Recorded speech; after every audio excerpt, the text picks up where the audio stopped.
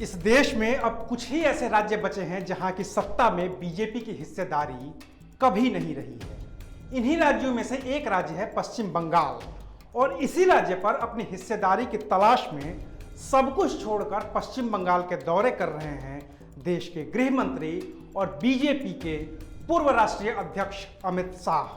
नमस्कार, मैं हूं अविनाश और आप देख रहे हैं एबीपी अनकट।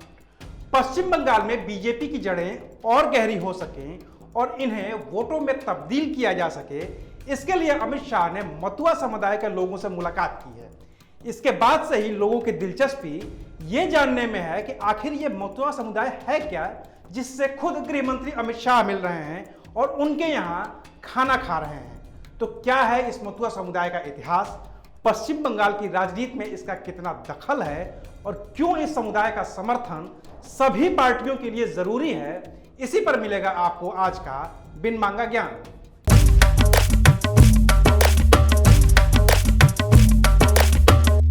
तब भारत का विभाजन नहीं हुआ था, देश पर अंग्रेजों का शासन था। 17वीं शताब्दी के दौरान पूर्वी बंगाल में हरिचंद ठाकुर नाम के एक शख्स ने मतुआ महासभा का गठन किया था। वो नाम शूद्र समुदाय से ताल्लुक रखते थे और किसान थे। आजादी के बाद 1947 में हरिचंद ठाकुर के बेटे पीआर ठाकुर ने पश्चिम बंगाल के ठाकुर नगर को अपने समुदाय की आस्था का केंद्र बना दिया। जैसे जैसे इनकी आबादी बढ़ी, इनका सियासी दखल भी बढ़ता गया। 1947 के बाद से ही मतुआ समुदाय का झुकाव कांग्रेस की ओर रहा। 1962 में हरिचंद ठाकुर के परिवार के प्रमथ रंजन ठाकुर कांग्रेस से पहली बार नादिया जिले के सुरक्षित सीट हंसखली से विधायक बने। इसके बाद मतुआ समुदाय का नादिया और इसके आसपास के जिलों में राजनीतिक प्रभाव बढ़ने लगा, जो बांग्लादेश की सीमा से लगे हुए थे। 1977 में जब पूरे देश में कांग्रेस विरोधी लहर चल रही थी, तो मतुआ समुदाय भी कांग्रेस के खिलाफ हो गया। उसने लेफ्ट का समर्थन कर दिया। फिर लंबे समय तक मतुआ लेफ्ट के साथ बने रहे। 1990 में प्रमथ रंजन ठाकुर की मौत हो गई। उनकी पत्नी का नाम था बीना पाणी देवी। प्रमथ रंजन की मौत के बाद से ही बीना पाणी देवी ठाकुरगंज में मतुआ समुदाय की कर्ता धर्ता हो गई। उन्हें मतुआ माता या बोरो माँ की उपाधि मिल गई। इस समुदाय के लिए बोरो माँ का फैसला आखिरी फैसला होने लगा। जो बोरो माँ ने कहा वो उनके लिए आखिरी आदेश हो गया। 2009 के लोकसभा चुनाव में मतुआ समुदाय का समर्थन मिल गया ममता बनर्जी को। 6-7 लोकसभा सीटों पर अच्छा प्रभाव माने जाने वाले मतुआ समुदाय की कर्ता धर्ता बोरो माँ ने साल 2010 में ममता बनर्जी को मतुआ महासभा का मुख्य संरक्षक घोषित कर दिया। इसका फायदा ममता बनर्जी को विधानसभा में भी मिला।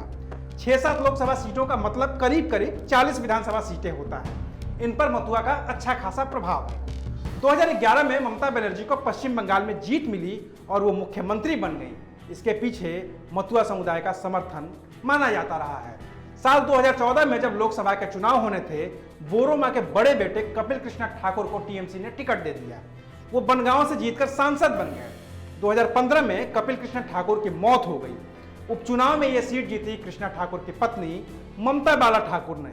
2016 के विधानसभा चुनाव में भी बीजेपी को कुछ भी हाथ नहीं लगा।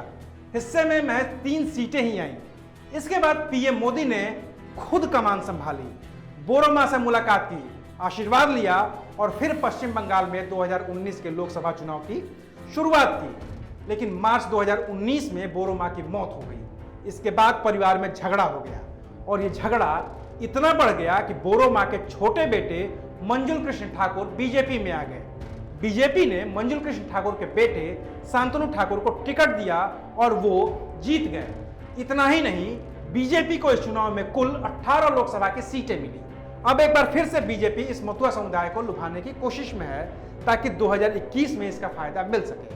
हालांकि बोरो माँ के परिवार से आने वाले बीजेपी के सांसद शांतनु कृष्णा ठाकुर बीजेपी से थोड़े नाराज हैं। नाराजगी की वजह नया नागरिकता संशोधन कानून है, लेकिन गृह मंत्री अमित शाह इस नाराजगी को दूर करने की कोशिश कर रहे हैं। वो मतुआ समुदाय के लोगों से मिल रहे हैं, वो उनके मंदिर में जा रहे हैं, वो उस समुदाय के लोगों से खाना खा रहे हैं। अब मतुआ समुदाय से नजदीकी दिखाने की कोशिश का फायदा बीजेपी को कितना मिलेगा, या फिर क्या ममता बनर्जी अपने पुराने रिश्ते बरकरार रख पाएंगे मतुआ समुदाय के लोगों से, मतुआ समुदाय के वोटरों से, इसका पता विधानसभा चुनाव 2021 में चलेगा। लेकिन ये चुनाव है, यहाँ पर हर वक्त हर पल चीज़ें बदलती रहती हैं।